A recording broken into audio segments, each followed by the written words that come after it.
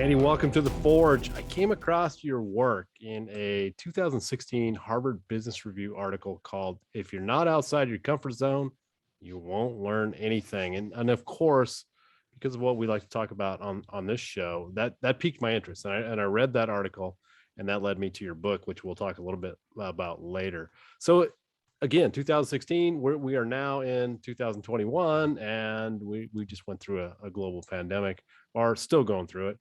And so you've kind of been studying this topic for a while, and you've seen it maybe evolve in the last 5 years. What sparked your interest in this? What made you want to write a book about getting out of your comfort zone?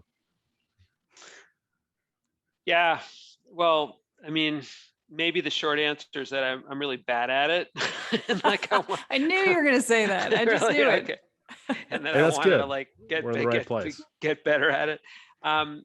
No, that's true, by the way. But I think it came from my first book actually, which is called Global Dexterity. I've done a lot of work helping people adapt and adjust behavior across cultures, which is basically stepping outside your cultural comfort zone.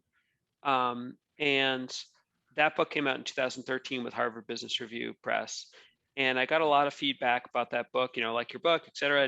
But I got a bunch of feedback from people interested in global work and culture and stuff. But I got a bunch of feedback from people who weren't, and who just said, "Hey, I read your book; it's really cool, but why not write a book about getting outside your comfort zone in general? Why limit it to culture or cultural adaptation?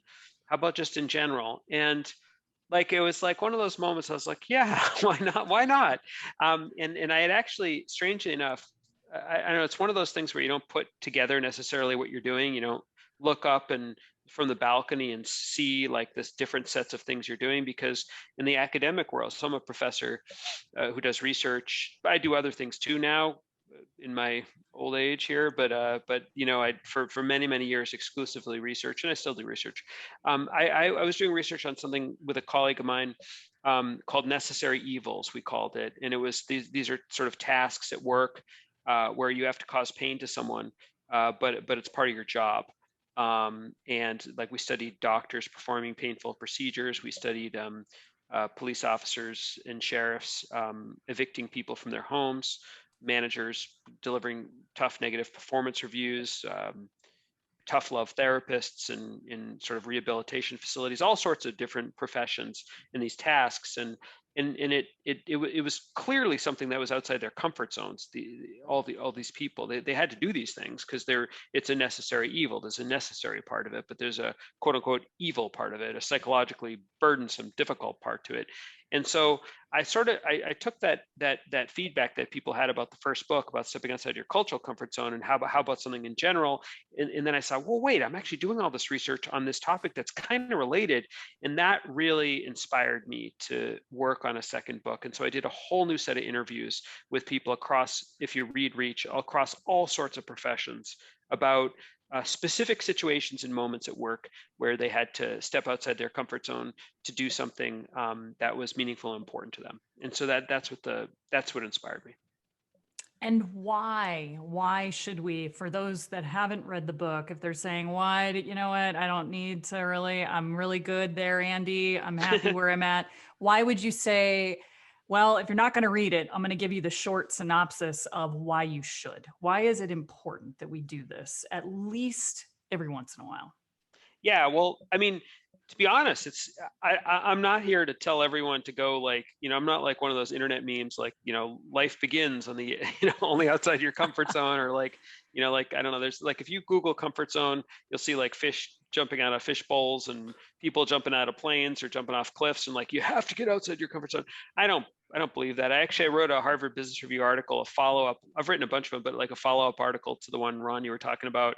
It was like, I forget what it was called, but it was like essentially like when you don't need to step outside your comfort zone, or, so I'm not advocating for that all the time, but I think in certain circumstances, in a lot of circumstances, to grow and learn and develop in our jobs, in our careers, in our lives, there are these moments of transition all the time that we experience when sort of moving forward in our lives. I mean, it could be, I teach at a university, I teach MBA students, but I also teach a lot of undergraduates now. and it's outside their comfort zone to transition from college to the professional world. Big transition. We get promotions in our jobs, and all of a sudden we're not just a single performer, but we're actually managing a group of people. Or there are certain tasks at work that we know that we need to be able to be better at, to be able to expand our circle of competence, to maybe even progress to the next level, to achieve the results that matter to us, such as, I don't know, speaking in public, being assertive in meetings, delivering bad news, having difficult conversations, all sorts of things. And so, that's why you can choose not to step outside your comfort zone, and in certain cases and situations, totally fine. But if that becomes a habit, I think what you end up doing is narrowing your scope. And so that's, people do it, frankly, I think, but that's the result ultimately. It sounds like, okay, on one end of the spectrum, we have, I mean, you can really just go crazy with this, right? You can be jumping out of airplanes and rock climbing and all that stuff that some people do. Or on the other side of the spectrum is you just have a really comfortable, easy life, and you avoid it at all costs. You don't do anything hard. And so I'm hearing that you're advocating somewhere in the middle is good. So if I'm somebody that says, I want to learn how to do this, what's your advice, Andy, on when should I step out of my comfort zone and when should I not? Any thoughts on where that line is? And is that maybe that's just a personal thing for everybody? Well, I think it depends. I think it depends if this is a situation, or if there's a goal that really matters to you, and that if sort of like crossing your comfort zone or stepping outside your comfort zone is going to be required to achieve that goal, that would be a case. But the timing might not necessarily be right, and that might be a strong reason, a strong, real rational reason to delay it. I remember when I was earlier in my career, like I got into academics really, I got into academics to try to make an impact in, it sounds like corny, but to try to make an impact in the world. Like I want to help regular people, like, and that's why I did it. I love to teach too, and I like research for sure, but I see research as a means to an end, which is to actually impact people's lives in a positive way. I wanted to, early on in my career, I really wanted to do that. Like I was a bit impatient. I wanted to like do consulting and speaking and writing for a general public and so on, but it was totally outside my comfort zone. I had never done any of that stuff. But I remember early on, like I was having, we were having kids. I have two kids, and they were young, and I don't know, it's like dog barking and two kids running around in diapers. Like, there's no way that this is the time. Hey, that's out of your comfort zone. Well, yeah, exactly. All that's outside my comfort zone. Hey, we just got a second dog. That was outside my comfort zone, but yeah, no, that was just not the time for it. So I think timing matters too. Okay. But we're very good at rationalizing to ourselves if we're afraid of something. It's pretty easy to rationalize to yourself and say, it's not that important, or I'll do this. I'll substitute the thing that's scary with something that's less scary, but also probably less effective or less worthwhile. So, we're pretty good at kind of like sidestepping it. But I think, if it is something that if you have a goal, if something matters to you, and if stepping outside your comfort zone is required to achieve that goal, that would be a time when you probably want to tackle it.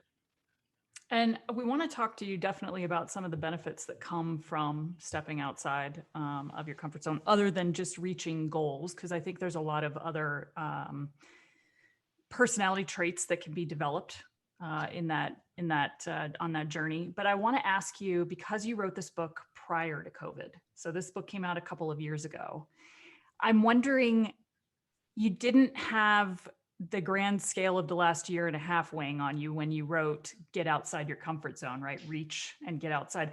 How, if at all, have your views changed on this topic, or not changed, prior to COVID versus today while we're still going through it? Yeah, that's a really good question. So I should be clear too that I get that all my work is really about specific situations, like to like sort of like deconstruct situations in terms of like the psychological barriers that you might experience in a particular situation that you might be considering for stepping outside your comfort zone. Take, I don't know, giving feedback, or like speaking in public is a good one, because a lot of people are afraid of that. like you know, why is it hard? How do we avoid, why is it specifically, is it hard from a psychological standpoint to speak in public for you? Obviously it might cause anxiety, but why? What are the sources? We could talk about that. You know, how do we avoid doing it? And then how you can be more successful at it, what specific things you can do. And in the book, I talk about some key strategies that successful people use. So then when you bring COVID into the mix, you know, I guess I haven't thought much about this, to be honest, but I guess that it certainly introduces new situations that you haven't previously encountered that might be outside your comfort zone. One obvious one that we were actually talking about before we started recording is teaching or speaking remotely. All of anyone in academics, March 2020 had to make a major pivot, and it was hard to do. Now I actually had done a bunch of stuff virtually before then, so I had some experience, but a lot of my colleagues didn't at all. And it is really hard for people to do that, to try to replicate that same sort of, because when you're teaching someone, you're really trying to, you're not just feeding them material. There's a connection that you're trying to make with someone. And how do you do that? Through that little thing on your camera, and how do you avoid, how do you avoid not feeling distant and detached and so on. And so I think that was outside a lot of people's comfort zones, how to use technology, how to make these professionally intimate, sort of meaningful connections with people virtually. So I guess that'd be an example of how COVID sort of introduced suddenly a situation that people had to jump into. I can echo that. It was crazy. It was disruptive. And, that's a very specific case that all three of us went through. But I think there are a lot of people were struggling with a new normal. I know that gets used a lot, but it was a new normal. And so we were struggling and we were uncomfortable. Yeah, and I mean, this is sort of outside the scope of like the work that I do, but like people started to have to make all sorts of choices, everyday choices about, do I go to the supermarket? Do I not go to the supermarket? Do I wear a mask? Do I not wear a mask? What if that person's not wearing a mask? And so on. And everyone's got different views on that. I definitely am not an advocate for saying like, come on, going into that, bar without a mask, that's outside your comfort zone, but you gotta just somehow find a way. Like, I mean, I'm not saying like, I mean, it's fine maybe for some people to choose to do that. I don't know. It's people, live their lives, but that's not what I'm saying. Like, right. I guess COVID also brought along a sense of trauma and a sense of like loss, deep loss that so many people experienced. And even if you didn't experience it, you knew someone who experienced it, and it just weighed on people and still weighs on people. And so maybe our underlying, it's like, to step outside your comfort zone, you need psychological resources, but if at a core level they're already depleted in some ways because of the world that we're living in, that makes it makes it a little bit more challenging, perhaps at a baseline level. So, I mean, these are just really off the top of my head thoughts, but I'd be curious. Did you have something in mind? You've looked at the book? No. And I'm glad you brought up loss. We did an amazing podcast with Melissa Duer talking about loss. And she even mentioned that the big tsunami of loss hasn't even hit yet. And they're anticipating that later in the year or next year, where it's like it all kind of catches up with us. So my question around that then is, do you think we've done enough in the last year and a half of stepping outside our comfort zone. Because you're right. I mean, almost everyday choices are uncomfortable to some extent at this point, to where it's like, maybe there's too much that maybe we shouldn't be going out and trying to do that public speech right now. Maybe we shouldn't be vying for that difficult conversation with our boss for a promotion. Or do you think it's good to continue building that muscle while we're also doing it I think, with COVID? I mean, I hate to say it, and this is like the total like academic answer, and I don't mean to do it, but I think it depends. I really do. Yeah. Like, I think there's certain people. I was talking to someone earlier today who had a conversation with her boss literally about a promotion, and through Zoom, of course. And I myself, I launched during COVID.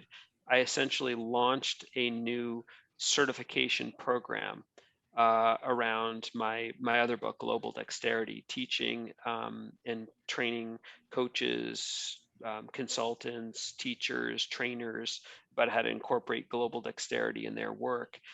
Maybe I was crazy to do that. I had never done that before. I had never really taught much virtually, and I had certainly never done a certification program, like this. And hey, it was amazing, and it actually had unanticipated benefits. First of all, it was really fun to do. It still is fun to do. We just finished. We're in the middle of a cohort right now, but I just finished a couple hours ago the session. But it actually ended up bringing a sense of community in these times for me. Of course, I have my family, and we now, with the vaccines and so on, can see our extended families and friends to some degree now. But this sense of community with people around the world coming in on Zoom, and as it starts to get more in our comfort zones, it was really, it was and is a great sort of asset for me in my daily life, especially as I don't walk into an office anymore, at least right now. And, there's a sense of not just loss, but loneliness to some degree. I mean, I've got my family, and Sure. as I said, I have Yeah, two yeah. barking dogs upstairs. It's not like an empty house, but so yeah. Yeah, and that's kind of what Tara was talking about. Is the loss. We lost, we lost our commute. We lost going to the office. We lost seeing our coworkers. Those are not trivial things, and so we're all dealing with that. And again, I like your answer though. It depends, and I know that sometimes that aggravates people when they hear that. It depends, but one of the things that we like to say on this podcast is have grace for yourself. If you feel like you're hunkered down and you go, you know what, there's nothing I want to do right now to put, I'm already out of my comfort zone and I don't want to do anything else. That's fine. Don't be hard on yourself if that's where you're at. But Tara and I started this podcast during the pandemic, and I kind of feel the same way. And it actually gave us a little bit of purpose that I think we lost from some other parts of our life. So if that works for you, great. But if not, again, don't be too hard on yourself.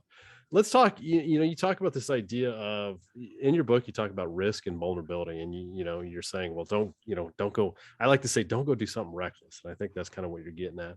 How do we? I have students that very honestly tell me I'm very risk averse. So there's two questions I would have for you, Andy. Number one, how do we get around that? How do we maybe embrace risk in the right way? And should we? So, yeah, I guess, I mean, I think people often mean different things when they say risk averse. So, usually that's code for something. It might be code for I get really anxious in situations that are outside my comfort zone. Maybe that's just code. So I'm not, what that actually means is oftentimes hard to say. But my philosophy with all my work, with my work on global dexterity, with my book Reach, with all the sort of teaching and training and coaching and everything that I do, is that I deeply believe, from like working with people and also from my own experience, that we're not sort of passive recipients of the circumstances that we're under, that they're actual things that we can do to customize how we think about something, our mindset, let's say, in various ways, and also customize our behavior. we can make small but meaningful adjustments in how we approach something so that it is less anxiety creating and perhaps less risky, so to speak, or feels less risky in a sense. So you can mitigate the risk in that way. Yeah, I guess it depends so I guess I'm going back to that specific question. I'm not quite sure what they mean by risk averse. Well, But I'll that's that, even yeah. I'll even ask, coach me through that. Whether you're coaching one of your students or you're coaching someone else, you can coach me right now. How do we kind of make that happen? How do we take on that challenge that you're talking about? Like, what does it look like? Yeah, so the first thing that I'd say is that I'd want to understand. So let's replace risk with anxiety. Let's say Okay. that you're anxious about a situation, that you're fearful about a situation, and that you just prefer to stay inside your comfort zone because it's too difficult for you. It could be really anything. I mean, frankly, I was talking with some people yesterday who struggle going on LinkedIn and connecting with people that they don't know. It's like Mm-hmm. terrifying for them. So like it could be like it's like I like to think of these things as like everyday acts of courage, like these little mini everyday acts of courage. So the first thing that I do is in that I help people do is to sort of identify and actually name what the source of the anxiety is. And I think that that gives you some like sense of control in some ways. And so in the book Reach, I talk about different psychological roadblocks. So why it's hard to act outside your comfort zone, and the different roadblocks are. I'll just say them and then I can briefly explain them. But one is authenticity, the threat to your feelings of authenticity. One is likability. Another's competence, another's resentment, and another's morality. So these are core challenges of stepping outside your comfort zone. So authenticity is the idea that I worry that this won't feel like me. This won't feel natural. If I consider stepping outside my comfort zone in the situation. Likability, I worry that people won't like this version of me. Remember, you're acting sort of against the grain, writing with your left hand, well, your opposite hand, so to speak. What if they don't like this version of me? What if, let's talk about a different situation where let's say I need to be more assertive in a situation and I'm not a very assertive person. But I know I need to be to achieve goals that are meaningful for me, to become more resilient, whatever it might be. But what if people don't like this assertive version of me? I'm really afraid of that, and that's going to cause me not to do it. Competence challenge. It's a third challenge. So the authenticity challenge, the likability challenge, the competence challenge. What if I'm bad at this? And by the way, what if people see me as bad at this? There's like a public and private side. The fourth is what I call the resentment challenge. In certain cases, people logically know that they need to adapt and adjust their behavior, step outside their comfort zones if they want to, be able to do something. But perhaps they feel resentful deep down. Logically, they get they have to do it, but psychologically, they might feel resentful. It's so frustrating. Like, do you really, I'm introverted. I work in a company. I notice that all the people who get the best assignments are extroverted and they can chat about last night's ball game with the boss. And I maybe I come from a culture where you never would talk with a boss like that. But I have tremendous skills. And that's the reason I'm not getting these opportunities, because I can't do the small talk, or I'm unwilling to do the small talk, or I struggle with it. Not only do I feel inauthentic considering making small talk with a boss, and worry that the boss won't like this version of me, and be concerned perhaps that I'm not good at doing it. How do you make that small talk? How do you even end the small talk? But also I feel resentful about the fact that I have to do it in the first place.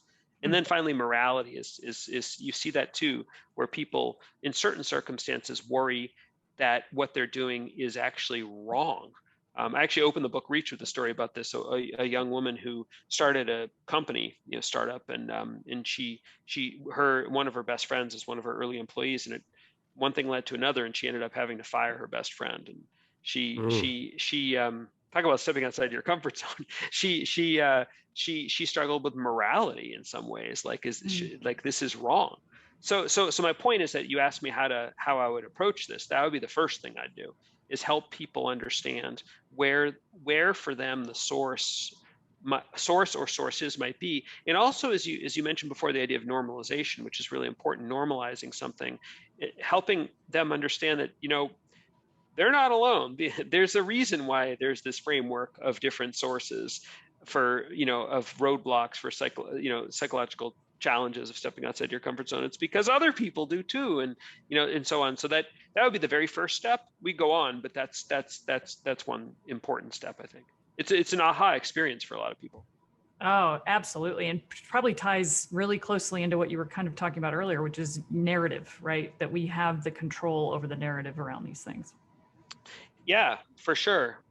In narrative and sense making, I think that there's, if you can start to understand, if you're feeling sort of like vaguely anxious and you're not sure why, you can start to become anxious about being anxious. Sure. And that causes a negative spiral. But when you can start to identify what the sources of that are, you can not only feel a bit more control over it and feel that you're not alone because other people experience that, but it also might give you a path forward for addressing it. I love it. Yeah, I appreciate that.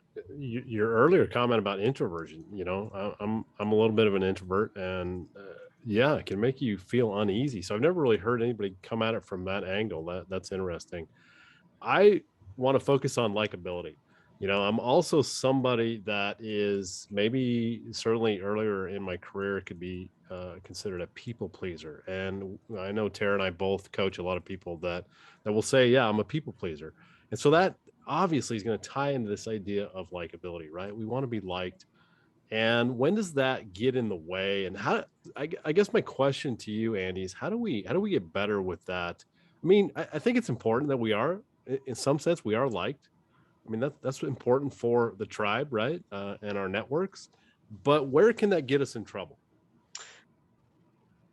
Where can it get us in trouble? I thought you were going to go a different way with that, is how to overcome that. Well, that too. How can it, I mean, when do we go too far with it, and how do we overcome it? Yeah, well, I guess going too far with it is if it becomes such a impediment that it stops us from, it causes us to avoid what it is, the thing that we're afraid of. Either, and there are a variety of ways we can avoid. We can just simply not do it. We can rationalize to ourselves it's not worth doing. We can substitute what it is we're afraid of with something that's less scary, but also probably less effective. You're afraid to network in person.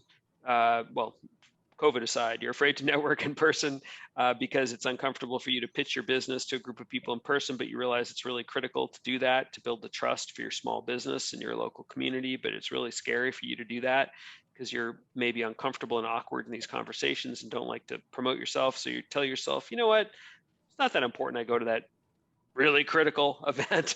Instead, I'll just post on Facebook, or something like that, or post on Instagram. Such a great example. Yeah.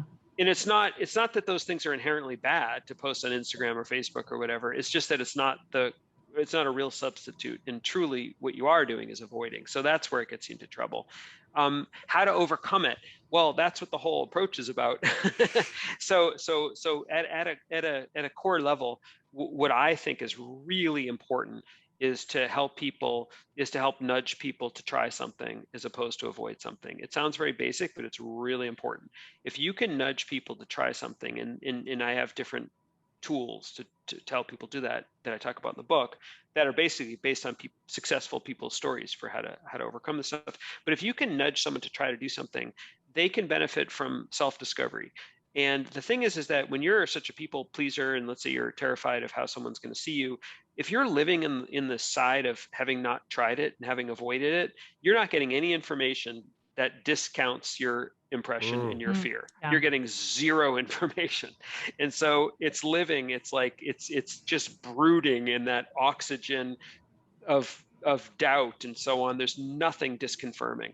But if you can actually get yourself to try something through some tactics, and not just tactics that almost like undermines it, like really meaningful strategies, and you can try something, you can benefit from knowledge. And what I kept hearing time and time again in these stories from people, and also the people that I work with, is oftentimes they will come back and say, that wasn't as scary as I thought it was. Or maybe and I'm actually a little bit better at this than I thought I was. Not that they're amazing and not that it was super easy, but those gradations of difference from the fear that they had anticipated, it's super important, because what that does is so option one is you avoid, you stay in your head, you never try something. And what happens is that you get into a cycle of avoidance. It's like you're afraid of the snake, you avoid the snake, you're like, I don't have to deal with the snake. But then the next time you encounter the snake, so to speak, it's not going to be any easier. And you'll just sort of like, avoid, and narrow and narrow and narrow, and that becomes your life, right? When you can actually nudge yourself, or with a coach like you guys, to nudge someone to try something, it can break that cycle, and you can get on to more of a virtuous positive cycle as opposed to a vicious negative cycle. The virtuous positive cycle is kicked off by the fact that you realize these cognitions, these ideas, it's not as hard as I thought, or maybe I'm a little bit better. And so instead of avoiding, I'm going to try it again. Actually, this time I'm going to try it doing X instead of Y, or I'll do X and Y, or whatever it is, like these little modifications. And you start to experiment and you start to learn. And that is such a different experience than the other one. And that's the core of it. Well, I can even just watching and listening to you, you're changing the entire story in your head to being narrative. Excitement and, ooh, I can't wait to experiment, rather than, oh my God, I don't want to go anywhere near that today. I don't even want to get out of bed because I know that's going to be part of my day. Which is just a story change. That's all it is. It is, totally. And I also want to acknowledge, though, that, there are some situations and there are some circumstances where you need more than a coach and a framework. I mean, that's where, psychotherapy might come into play. That's where medication might come into play. Sure. There are certain fears that are sort of just of a level that what we're talking about might not be able to actually do the full trick. Yeah, I'm glad you're bringing that up. I do want to acknowledge that. Yes. Yeah. Thank you for bringing that up, because that is 100% true in everything and every conversation Ron and I ever have. And we don't bring it up enough. We can only do the mental push-ups and the work to a certain extent. And then there are variables that just need extra help. Yeah. Yeah. And it's not an either or, it could be a both and too. Correct. Yeah. Thank you for bringing that up. Listening to you, the word that's like giant on my brain screen right now is confidence. And this is, maybe it's giant on my screen because it's huge in my coaching presently with several people, which is how do I find the confidence I need? And I feel this has come up a lot more post-COVID. Confidence, I think, is a thing we all deal with all the time, if not ebb and flowing constantly in our personal and professional lives. But I think COVID and being isolated has really kind of taken a whack at a lot of people's confidence of how they belong and where they belong.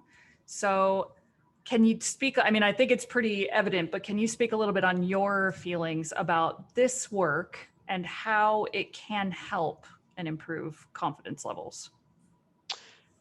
Well, I think that the way that it can improve confidence is by making something that is outside your comfort zone and something that you're fearful, something that you're now trying and experimenting with and working on. And the confidence comes as a result of and throughout the process, and also fuels the process in a positive way.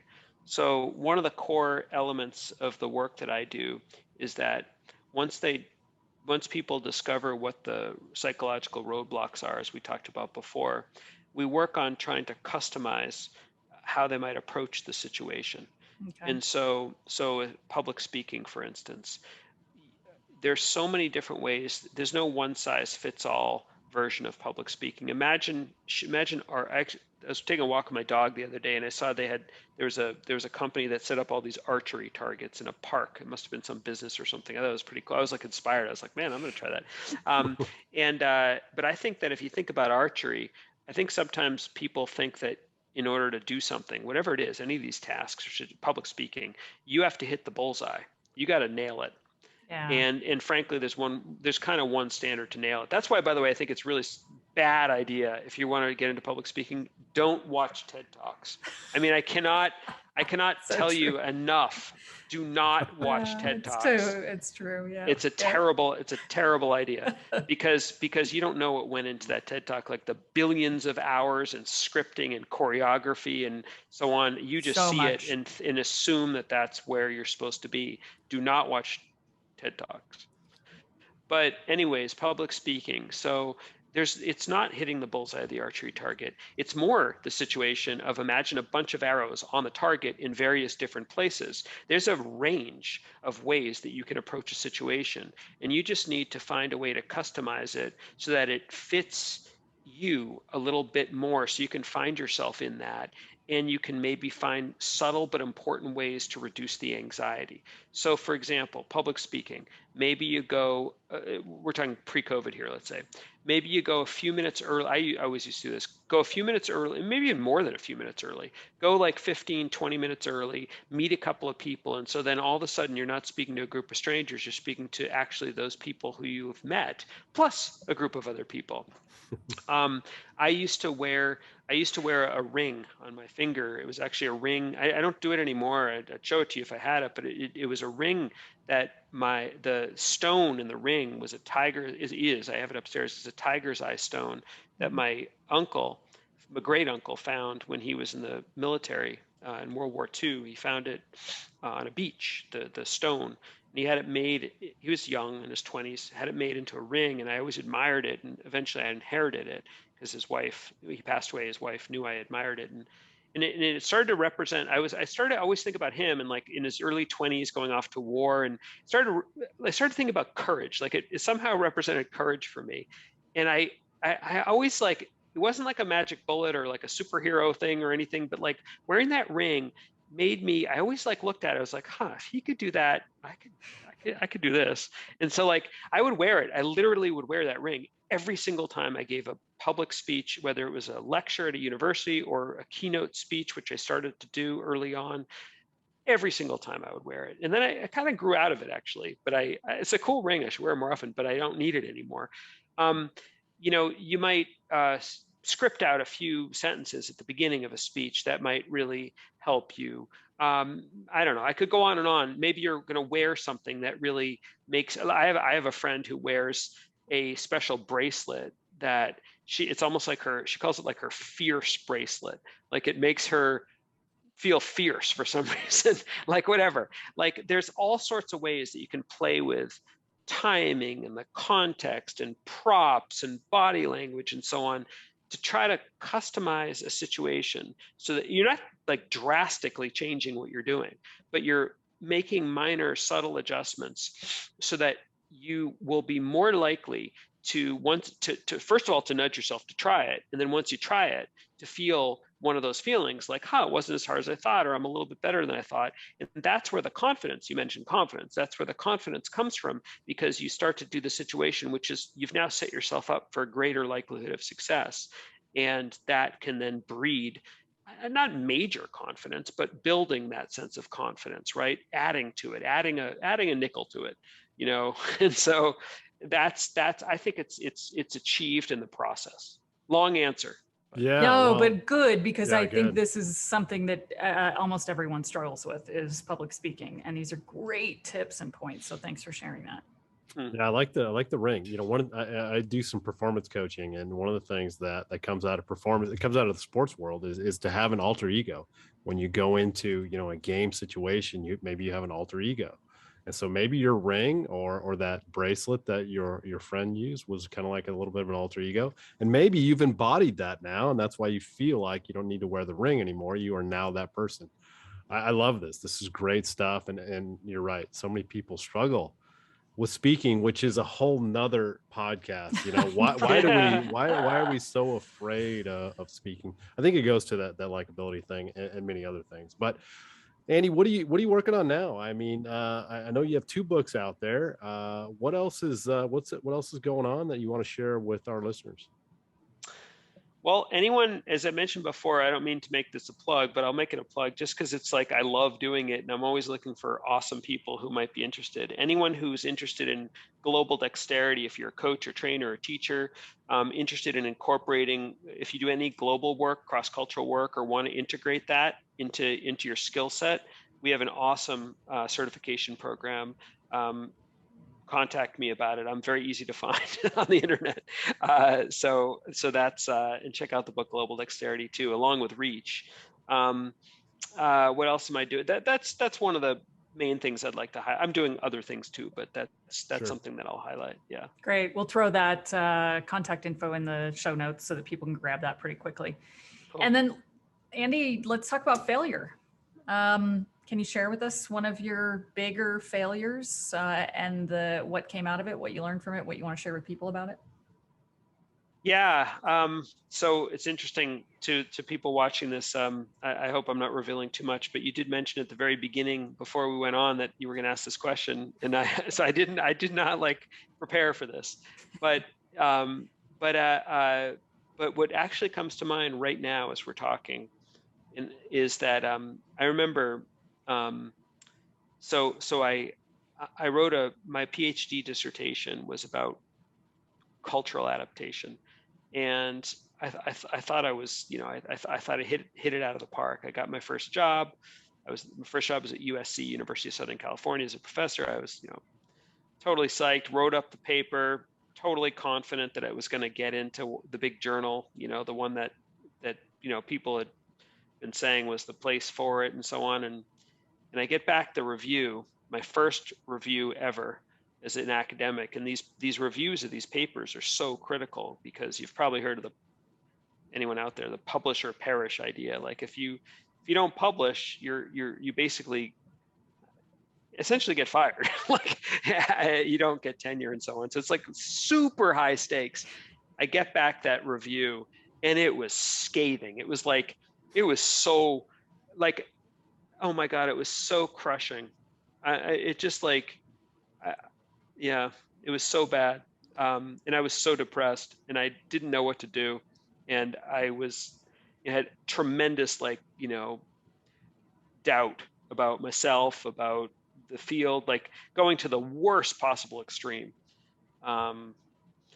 So that would be, I think that qualifies, right, as failure. There's a silver lining though. You want me to tell you? I want to hear it. Yeah. So eventually when I recovered, and I don't know how long it took, it's funny, actually, you guys are in Colorado. So this actually happened in Denver. So we have a huge meeting every year. It's like, it must be like 10,000, at least, in person, it was like 10,000 people go to it. It's been virtual the past couple of years, but it's like the annual meeting of all people, anyone who works as a professor, some consultants, but mostly professors and business schools around the world. And anyways, someone connected me. I was scared to do this, by the way, but someone connected me with this guy who was a professor at the University of Michigan, who was just like really good at writing these papers. And this friend of mine connected me with him, and this guy, the guy at Michigan, was willing to read my paper, this paper that just got destroyed, and was willing to give me some feedback about it. And I was nervous, to be honest, to show it to him. I was embarrassed, but I did. I showed it to him, and I remember the conference was in Denver. It switches locations every year, and so I was at like a Starbucks or something like that in Denver at an outside table. It was in August, and it was unbelievable. He goes through the paper as if he knew the secret code and I didn't know it. He's like went line by line, showing me like, this is what you did here. This is what you did here. You shouldn't have done this. You should do this. And it was unbelievable. It was like, he like totally helped me a lot. Just sort of like showing me, like directing me to the path. And then I spent the next couple of years working on the paper. The good news is that it eventually got published. It ended up in a great journal, the very one that it got rejected from, actually. And it sparked this whole line of work, and it introduced me to the book Global. It was the core of the book Global Dexterity and so on. So there's a really great, I think it was some really great outcomes, but also sort of personally, it was an example of sort of failure and, the rocky resilience that emerged from it.